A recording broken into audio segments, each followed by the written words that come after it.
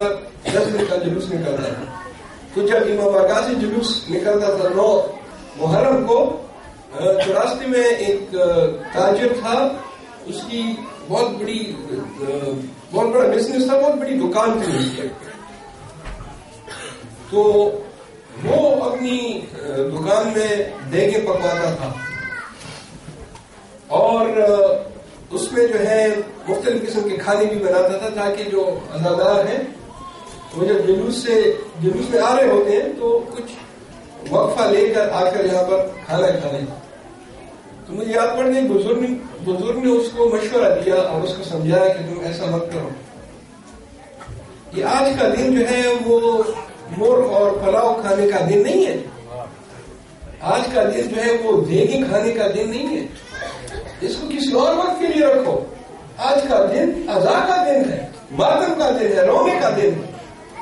لہذا یہ نیت پر ہے، لیکن فاقہ شکنی کے لیے کوئی وقت یا اس کے افطار کے لیے کوئی وقت وہ معین نہیں ہے. اور یہ بھی ضروری نہیں ہے کہ انسان جو ہے کچھ نہ کھائے پیے، بلکہ مختصر سی چیز کھا لے. اور اظہار یہ ہونا چاہیے، نیت یہ ہونی چاہیے کہ آپ کو امام حسین علیہ السلام کی جو عزاداری ہے، اس عزاداری کا آپ کو احساس ہونا چاہیے. یہ ضروری چیز ہے.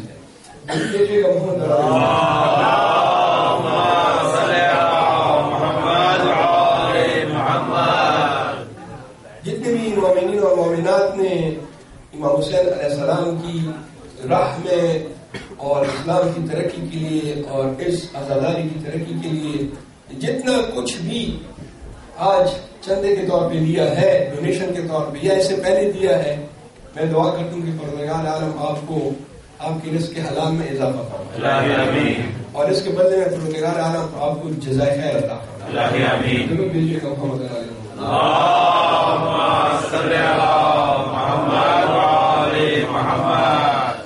عزیزان گرامی.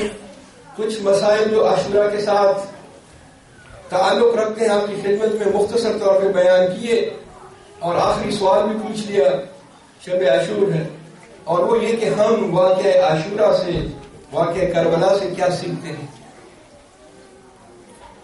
اور اگر یہ دیکھا جائے کہ واقعہ عاشورہ ہوا کیوں، تو اس کے بہت وجوہات ہیں، مگر ایک وجہ ایسی ہے کہ جو انہی ظالموں نے جنگ کے دوران بتائی.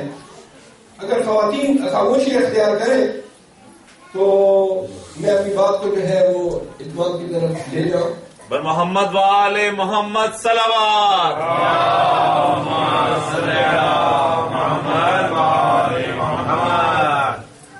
بہنوں سے التماس کی جاتی ہے کہ مجلس شب عاشور ہے اور انشاءاللہ مختصر وقت میں مجلس کو ختم کرنے کی کوشش کروں گا. بس کچھ دیر تحمل کر کے یہ چند فضائل اور مسائل سنیں. اجرکم علی اللہ. درود بھیجیے محمد علیہ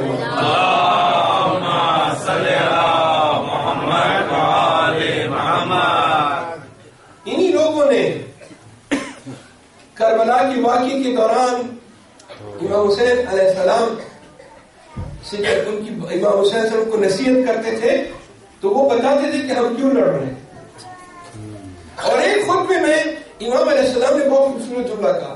توجہ کیجیے گا، بڑا خوبصورت جملہ امام علیہ السلام کا. امام علیہ السلام نے جب ان سے پوچھا کہ تم کیوں میرے قتل کے در پہ ہو، کیا وجہ ہے کہ تم اس طریقے سے سب جمع ہو گئے اور چاہتے ہو کہ مجھے قتل کرو، تم کیوں چاہتے ہو کہ مجھے قتل کرو؟ تو انہوں نے جواب دیا کہ ہم اس لیے آپ کو قتل کرنا چاہتے ہیں بغضاً لأبیک، کیونکہ ہم تیرے بابا کے ساتھ بغض رکھتے ہیں. بغضاً لأبیک. امام علیہ السلام نے بھی جواب دیا خطبے میں، کہتے ہیں کہ تم جو مجھے آج جمع ہوئے ہو نا مجھے قتل کرنے کے در پہ، آج جو سب جمع ہو گئے، اس کی ایک وجہ یہ ہے کہ تمہارے پیٹ حرام سے بھرے ہوئے، تم حرام کھاتے ہو. بعض لوگ سوال کرتے ہیں کہ یہ حرام حلال کیا ہوتا ہے، سب کھانا ہے، کیا فرق ہے؟ ایک شخص نے امام رضا علیہ السلام سے بھی سوال کیا کہ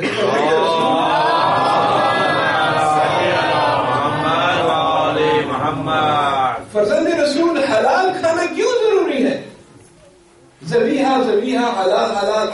کبھی کبھار تو جو ہے مہنگا بھی لینا پڑتا ہے، سفر بھی کرنا پڑتا ہے. یہ کیوں ضروری ہے؟ امام علیہ السلام نے کہا 2 وجوہات کی وجہ. حلال کھانا 2 وجوہات کی وجہ سے ضروری ہے. ایک وجہ ہے میڈیکل، جو میڈیکل سائنس ہم کو بتاتی ہے، اور دوسری وجہ ہے ایتھیکل، اخلاقی. میڈیکل وجہ یہ ہے کہ جب جانور کو اسلامی طریقے سے ذبح کیا جائے، وہ چھری جو ہے بلیڈ شارپ ہونا چاہیے، تیز ہونا، وہ تمام جو شرائط ہیں، تو وہ خون جو کہ مفسدہ ہے اور خون ایک گندگی ہے، وہ سب باہر نکل جاتا ہے. اسلامی طریقے سے اگر کسی جانور کو ذبح کیا جائے تو میڈیکل سائنس آج کل اس کی تائید کرتی ہے کہ یہ جانور صاف ستھرا ہے.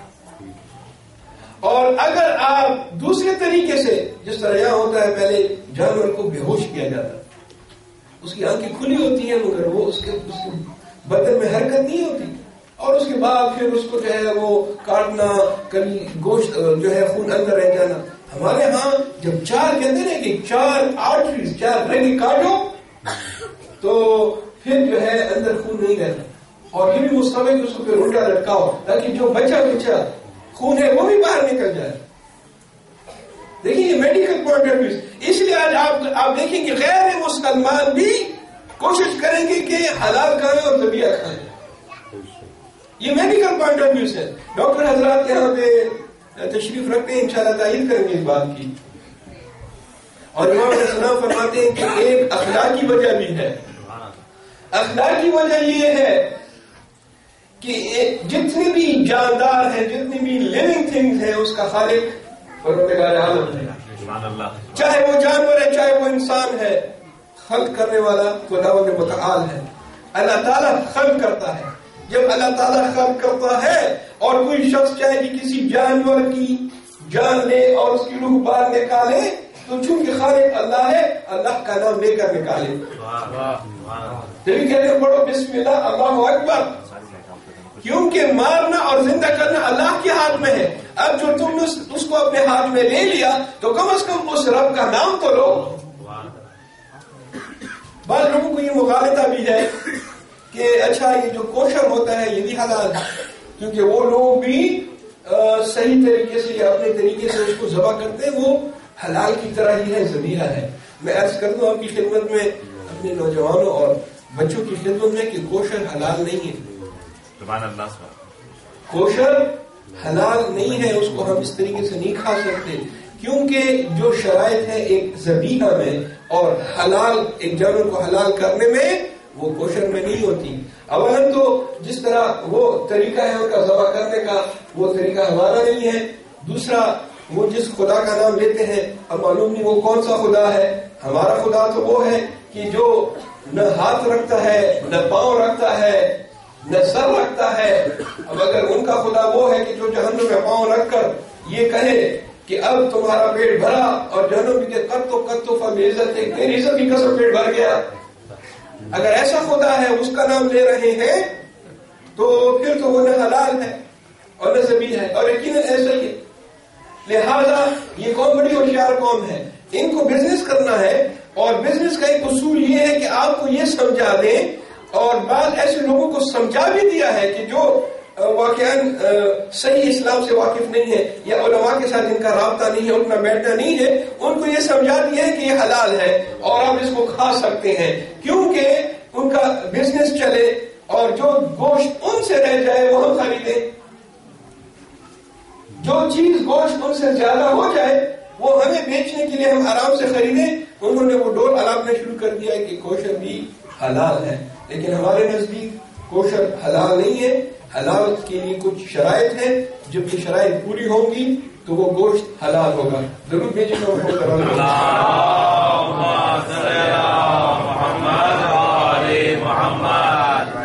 حضرت امام حسین علیہ السلام.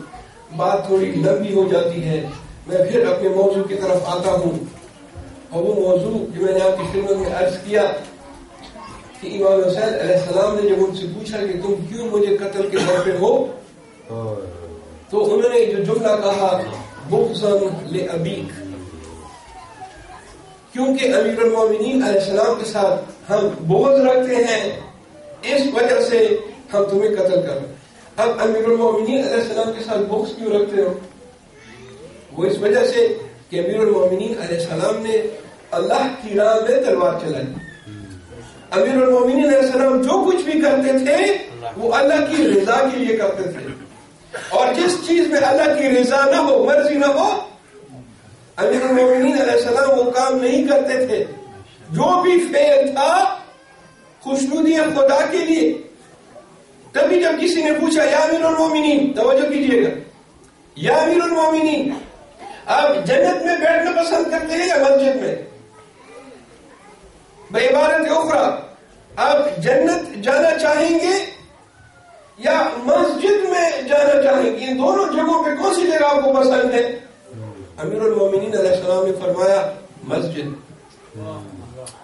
اگر آپ کو اختیار دے دیا جائے, چوائس دے دی جائے جنت کی اور مسجد کی, امیر المومنین فرماتے ہیں مسجد. حدیث میں ہے المؤمن فی المسجد کالسمک فی الماء. مومن مسجد میں ایسا ہے جس طرح پانی میں مچھلی ہوتی ہے. مومن مسجد میں ایسا. آپ نے کوئی اعلان سنا کہ بعض لوگ یہاں سب سے پہلے آتے ہیں, سب سے آخر میں جاتے ہیں؟ یہ بھی بڑی فضیلت والی بات ہے. اگر آپ اس کو درک کریں نا, یہ نقطہ سب سے پہلے آنا اور سب سے بعد میں جانا, اس میں بہت سے راز پوشیدہ ہیں.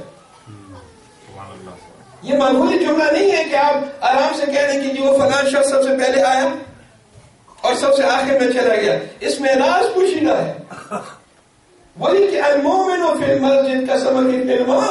مومن جب تک مسجد میں ہوتا ہے وہ ایسی جس طرح دریا میں, جس طرح جو ہے پانی میں مچھلی ہوتی ہے. آپ مچھلی کو باہر نکالے تڑپتی ہے, مومن کو مسجد سے باہر نکالے تڑپتا ہے. سبحان اللہ, سبحان اللہ.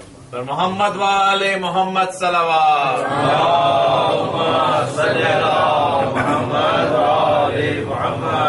اعزانی گرامی, امیر المومنین سے سوال ہوا مسجد میں پسند کرتے ہیں بیٹھنا یا جنت میں؟ فرماتے ہیں مسجد میں. پوچھا گیا کیوں؟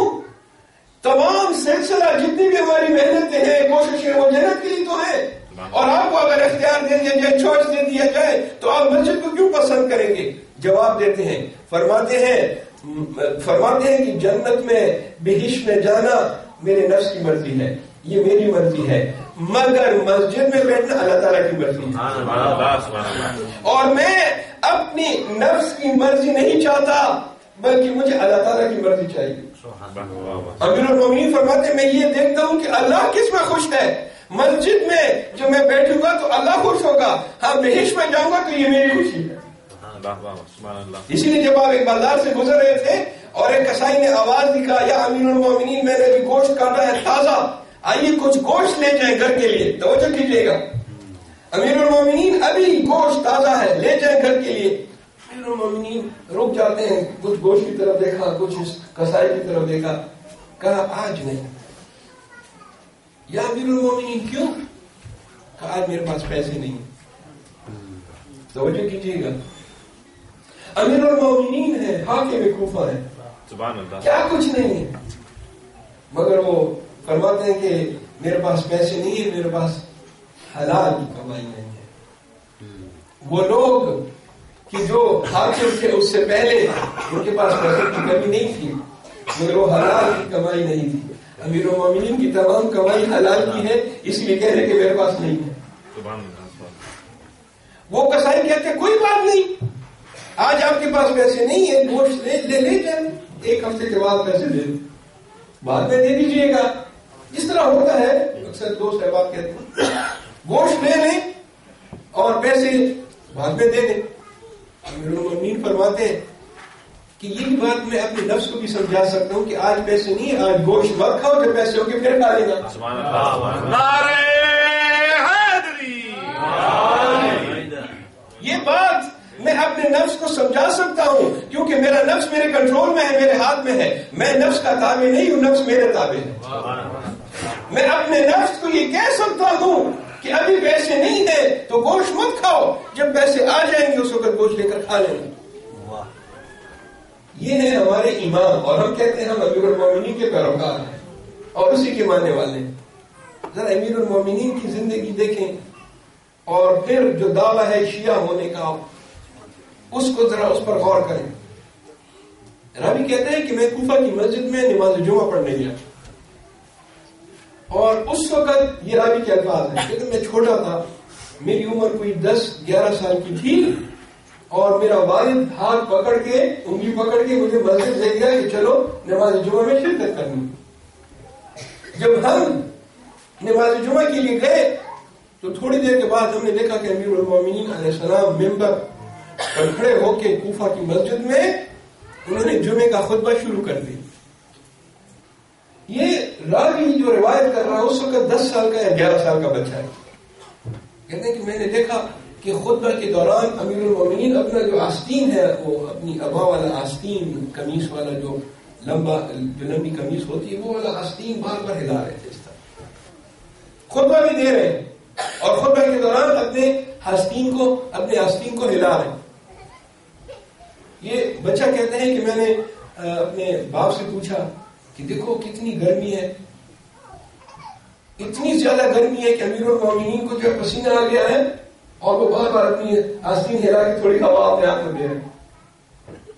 راوی کہتا ہے کہ میرے بابا نے مجھ سے کہا کہ نہیں، علی کی ذات ایسی نہیں ہے جو تم سمجھ رہے ہو، علی کی ایسی ویسی ذات نہیں ہے کہ جو گرمی کی پرواہ کرے۔ کافر کیا وجہ ہے کہ امیر المومنین اپنے خطبے کے دوران آستین کو ہلا رہے ہیں؟ جواب دیتے ہیں کہ یہ اس لیے ہلا رہے ہیں کہ امیر المومنین کے پاس 2 قمیصیں ہیں،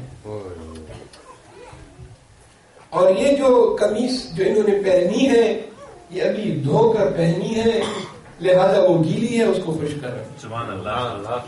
محمد وآل محمد صلوات، محمد وآل محمد۔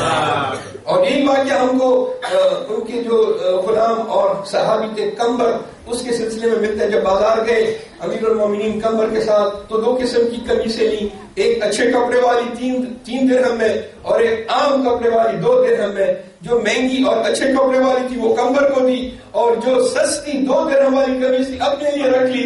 کمبر کہتا ہے مولا آپ امیر المومنین ہیں، آپ خطبہ دیتے ہیں، آپ ممبر پر بیٹھتے ہیں، آپ یہ والی لیجئے جو اچھی والی ہے، جس کا کپڑا اچھا ہے، جو 3 درہم کی ہے۔ امیر المومنین جو ہے نہیں، کمبر یہ تم رکھ لو، میں 2 درہم والے قمیص لے لوں گا۔ کیوں؟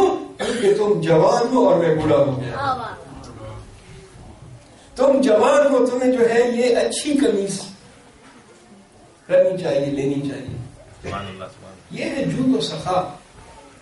کسی نے کہا حاتم طائی تو بہت بڑا سخی تھا، کہا کتنا سخی تھا؟ امیر المومنین کے سامنے کہا وہ تو ایک ہی آدمی کو 40 دروازوں سے دیتا تھا، اتنا سخی کہ ایک آدمی جب آتا تھا سائل تو ایک دروازے سے کچھ دیا، پھر دوسرے دروازے سے تاکہ وہ یہ نہ سمجھے کہ وہی ہے، دوسرے دروازے سے پھر دیا ایک ہی سائل کو، پھر تیسرے 4 5 40 دروازوں سے۔ حاتم طائی اتنا سخی، ایک ہی سائل کو 40 دروازوں سے۔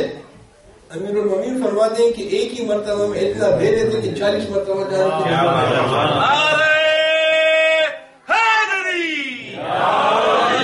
محمد وآل محمد صلوات،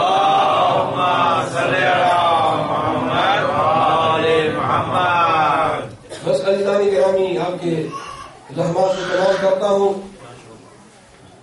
ہمارا یہ عقیدہ ہے کہ مجالس میں جناب سیدہ تشریف لاتی ہیں، ابھی مسائل نہیں پڑھنے، کچھ مختصر عرصے کے بعد، اور اس عقیدے پر ہم سب کو ایمان ہے کہ جناب سیدہ تشریف لاتی ہیں۔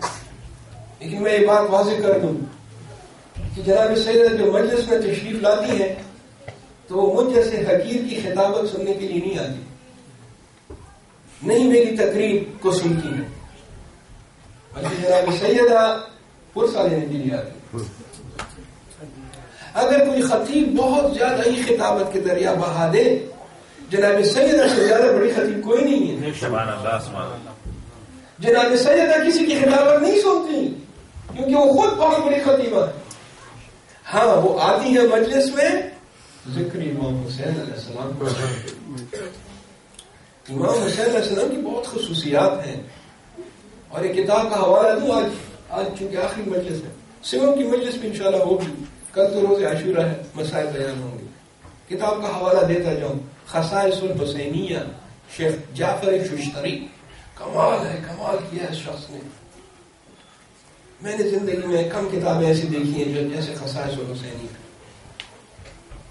کئی ایسی خصوصیات امام حسین علیہ السلام کے شخص نے بیان کی ہیں، انسان کو تعجب ہوتا ہے.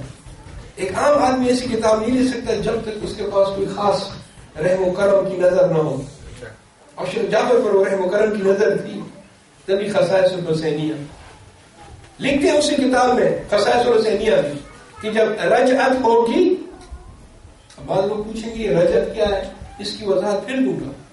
لیکن ہماری شیعہ عقیدوں میں سے ایک عقیدہ رجعت کا ہے، وہ یہ کہ جب امام زمانہ اجل اللہ تعالیٰ فرج شریف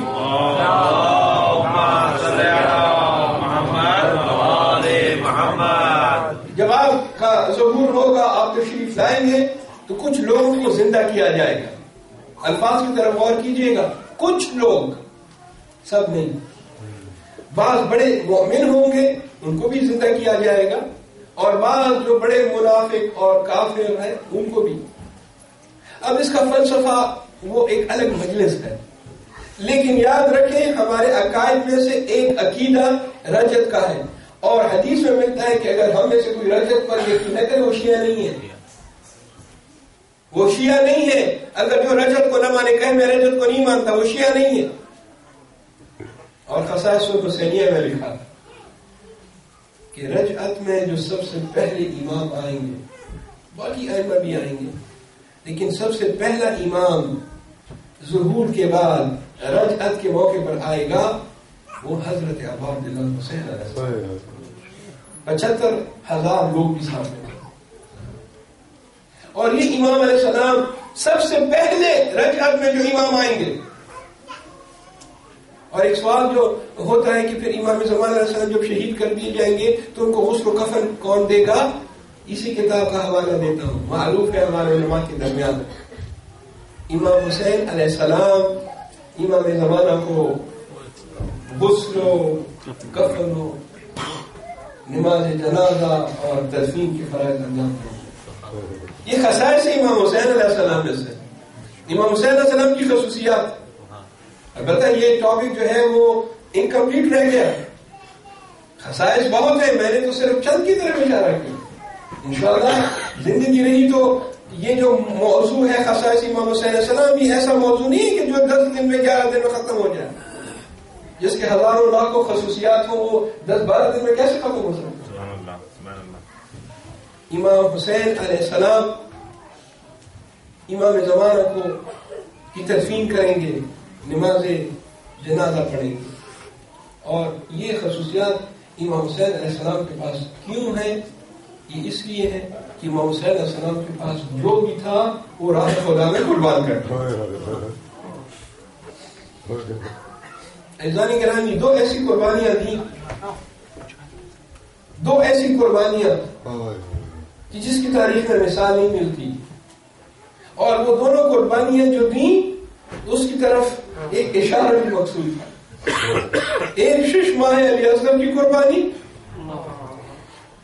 تاکہ یہ ثابت کرے کہ اگر کوئی شخص اپنے آپ کو مسلمان کہتا ہے، مسلمان تو درکنار، جو شخص اپنے آپ کو انسان کہتا ہے وہ 6 مہینے کے علی اصغر کو شہید نہیں کرے گا.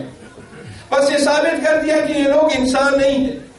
اور حضرت علی اکبر کی قربانی جو شبیہ حضرت محمد مصطفیٰ تھے، یہ قربانی دے کر ثابت کر دیا کہ یہ لوگ مسلمان بھی نہیں ہیں. مسلمان ہوتے تو شبیہ رسول خدا کو قتل نہ کرتے.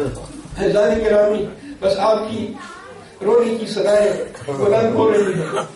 شہزادہ علی اکبر اپنے بابا کے پاس آ کر اجازت مانگتے، بابا جان مجھے مقتل میں جانے کی اجازت دیجیے، مجھے قتال کی اجازت دیجیے. اب کیسے اجازت دیں؟ امام حسین علیہ السلام اپنے جوان بیٹے کو کیسے اجازت دیں؟ آخر کار جب حضرت علی اکبر نے اصرار کیا اور امام حسین نے اجازت دی. اجازت کے بعد حضرت علی اکبر چلے. حضرت علی اکبر میدان کی طرف چلے, مقتل کی طرف چل رہے ہیں. ایک مرتبہ محسوس کیا, حضرت علی اکبر نے محسوس کیا کہ کوئی میرے پیچھے پیچھے آ رہا ہے. جناب علی اکبر رک گئے, پیچھے مڑ کر دیکھا. کیا دیکھتے ہیں؟ بوڑھا باپ کمر تھام کر آہستہ آہستہ حضرت علی اکبر کے پیچھے. جناب علی اکبر واپس پلٹے, فرماتے بابا ابھی تھوڑی دیر پہلے تو آپ نے مجھے رخصت کر دیا تھا. اللہ اکبر. بابا تھوڑی دیر پہلے آپ کی اجازت سے میں چلا. جواب دیتے ہیں بیٹا علی اکبر, اگر تمہارا کوئی جوان بیٹا ہوتا اور وہ تم سے مرنے کی اجازت مانگتا, پھر میں دیکھتا تم کیسے اجازت دیتے. اجرکم اللہ. حضرت علی اکبر میدان کی طرف چلے. جناب علی اکبر نے ایک ایسا حملہ کیا, مقاتل لکھتے ہیں کہ پہلے حملے میں ہی 120 کفار کو فدار کیا. یہ حضرت علی اکبر کا جہاد ہے. ایک ہی حملے میں 120 آدمی. مگر جناب علی اکبر کو پیاس لگی, 3 دن کے بھوکے پیاسے. ایک مرتبہ حضرت علی اکبر واپس قیام کی طرف آئے. اللہ اکبر. اجرکم اللہ. آج رونے کی شب ہے, انشاءاللہ خوب کریا کریں گے. اور مجھے یقین ہے جو ایک آنسو بھی بہے گا آپ کی آنکھوں سے, ایک آنسو بھی بہے گا, اس کا بہت اجر ہے, بہت قدر و قیمت ہے. جناب علی اکبر مقاتل میں لکھا ہے, باب مقاتل کہتے ہیں دوبارہ خیمے میں آئے. بابا آگے بڑھے استقبال کے لیے. بیٹا علی اکبر کیا بات ہے؟ بابا اگر ایک گھونٹ پانی مل جائے, اگر ایک گھونٹ پانی مل جائے تو آپ علی اکبر کا جہاد دیکھیں گے اور دیکھیں گے کہ علی اکبر کیسے لڑتا ہے. مورخین کہتے ہیں, ارباب مقاتل کہتے ہیں باپ کے لیے بہت بڑی اور مشکل گھڑی ہے. جوان بیٹا زندگی کی آخری خواہش کر رہا ہے اور باپ اپنے جوان بیٹی کی آخری خواہش پوری نہیں کر رہا. ایک مرتبہ حضرت امام حسین نے اپنا عقیق حضرت علی اکبر کے منہ میں دیا. مومنین تصور کیجئے, میدان کربلا ہے, چاروں طرف سے دشمن ہے, 3 دن کی بھوک اور پیاس. حضرت علی اکبر نے وہ عقیق اپنے دہانے مبارک میں لیا, مگر اس کے بعد فرماتے ہیں بابا تشنگی اسی طرح ہے, تشنگی مجھے قتل کر رہی ہے, تشنگی جو ہے وہ بہت زیادہ ہے. بس امام حسین نے جب یہ سنا تو مورخین کہتے ہیں امام حسین نے اپنی زبان مبارک حضرت علی اکبر کے دہانے مبارک میں دے دی. وہ دیکھ کر حضرت علی اکبر نے اپنی زبان کھینچ لی. فرماتے بابا آپ کی زبان تو میری زبان سے بھی سوکھی ہے. اللہ. امام حسین فرماتے ہیں بیٹا عنقریب تمہارے جد تم کو حوض کوثر سے سیراب کریں گے. بیٹا جاؤ جہاد کے لیے, بیٹا میدان کی طرف جاؤ. حضرت علی اکبر گئے. حضرت علی اکبر نے جہاد شروع کر دیا, مگر ایک ظالم نے حضرت علی اکبر کے سینے پر برچی کا وار. برچی حضرت علی اکبر کے سینے میں, زین سے زمین پر تشریح. تمام شہداء امام حسین کو مدد کے لیے پکارتے تھے, مگر جب حضرت علی اکبر گرے فرماتے ہیں بابا جان علی اکبر کا آخری سلام قبول کرو. جوان بیٹا بوڑھے باپ کو مدد کے لیے کیسے پکارے. اب جب یہ آواز حضرت امام حسین نے سنی, عزیزان گرامی آج خوب گریا کرنا ہے, آج تمام مسائل کرنے ہیں, تمام مسائل پڑھنے ہیں. امام حسین میدان کی طرف چلے. راوی کہتا ہے ہم نے دیکھا امام حسین ایسے چل رہے ہیں جیسے آنکھوں کی بینائی چلی گئی ہو. امام حسین ٹٹول ٹٹول کر آگے بڑھ رہے ہیں. آواز آواز دے رہے ہیں یا علی یا علی. بعض نے کہا شہزادہ علی اکبر کو پکار رہے ہیں, علی اکبر تم کہاں ہو؟ بعض نے کہا نہیں, اپنے بابا علی مرتضیٰ کو نجف سے پکار رہے ہیں. اجرکم اللہ. حضرت امام حسین جب جنازے پر پہنچے, عزیزان گرامی پورا مقصد پڑھنا ہے اور خوب گریا کرنا ہے. امام حسین جب میدان میں جنازے حضرت علی اکبر پر پہنچے تو کیا دیکھتے ہیں؟ ایک عجیب منظر دیکھا. امام حسین نے ایک عجیب منظر دیکھا. کیا دیکھتے ہیں کہ جناب زینب امام حسین سے پہلے ہی حضرت علی اکبر کے جنازے پر. اللہ اکبر. امام حسین نے جناب زینب سلام اللہ علیہ کو واپس خیمے بھیج دیا, مگر یہ وہی بی بی زینب ہے جن کے سر میں جو چادر تھی وہ چادر سرخ ہو گئی تھی. کسی نے امام زین العابدین علیہ السلام سے پوچھا, فرزند رسول آپ کی پھوپھی زینب نے روز عاشورہ سرخ رنگ کی چادر سر پہ پہنی تھی. امام نے جواب دیا نہیں, میری پھوپھی نے سفید رنگ کی چادر پہنی تھی. وہی سفید چادر علی اصغر کے جگر کے خون سے سرخ ہو گئی تھی.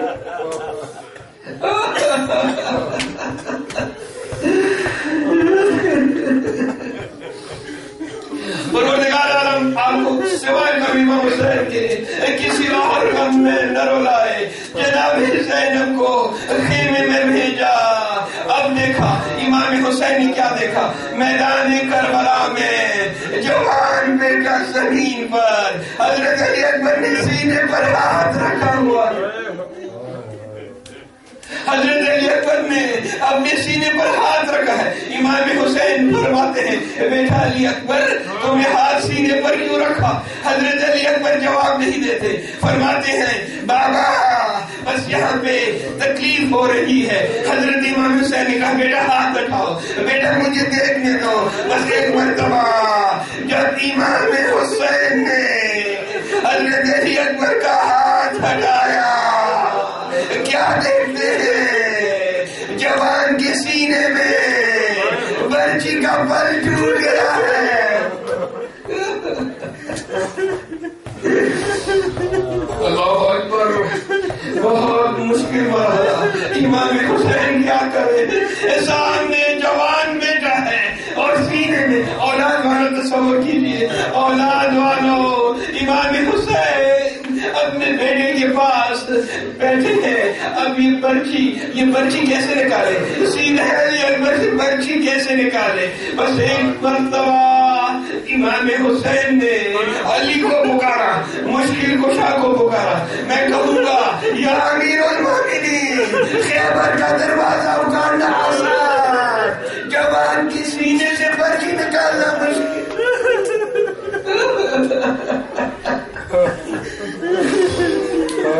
عزیزانی گرامی, امام حسین علیہ السلام جب حضرت امام حسین نے وہ برچی کا بل نکالا, اسی کے ساتھ حضرت علی اکبر کی روح پرواز کر گئی. حضرت علی اکبر کی روح پرواز کر گئی. امام حسین فرماتے ہیں یا علی الدنیا بعد خلافہ, اب تیرے بعد دنیا میں کوئی مزہ نہیں, تیرے بعد دنیا رہنے کی قابل نہیں. عزیزانی گرامی آخری روایت سنیں اور التماس سے دعا. تابوت برآمد ہونے والا ہے, 2 منٹ میں تابوت آ جائے گا. ہم تعظیم کے لیے اٹھ کھڑے ہوں گے. تابوت حضرت علی اکبر شبیر تابوت کو بوسہ دیں گے. حضرت علی اکبر کا تابوت جو آج اس خانے میں اٹھ رہا ہے کیونکہ باہر نہ اٹھ سکا. میدانی کربلا میں جس کا تابوت نہیں اٹھا, آج ہم وہ تابوت اٹھا رہے ہیں. امام حسین لاش جوان کو خیمہ گاہ کی طرف کیسے لے کر جائیں؟ اللہ اکبر. امام حسین چاہتے ہیں کہ جوان کی لاش کو اٹھا کر خیمہ گاہ کی طرف لے جائے، مگر کیسے؟ مگر ضعیفی قدم قدم پر اٹھا رہی ہے، بٹھا رہی ہے۔ اللہ اکبر۔ حضرت علی اکبر کا جنازہ کبھی رکھ دیتے ہیں، کبھی اٹھا لیتے ہیں۔ تھوڑا سا آگے بڑھ کر حضرت علی اکبر کے جنازے کو پھر رکھ دیتے ہیں، دوبارہ اٹھاتے ہیں، چند قدم آگے جاتے ہیں، پھر رکھ دیتے ہیں۔ بس ایک مرتبہ امام حسین خیام کی طرف رخ کر کے، خیام کی طرف امام حسین رخ کر کے فرماتے ہیں، اے جوانان بنی ہاشم،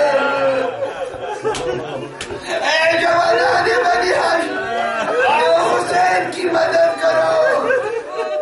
حسین سے جوان کا لاشا نہیں اٹھایا جاتا۔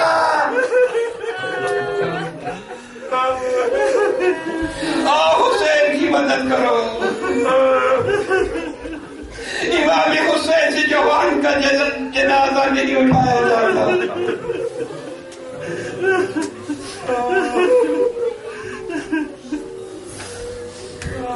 حسین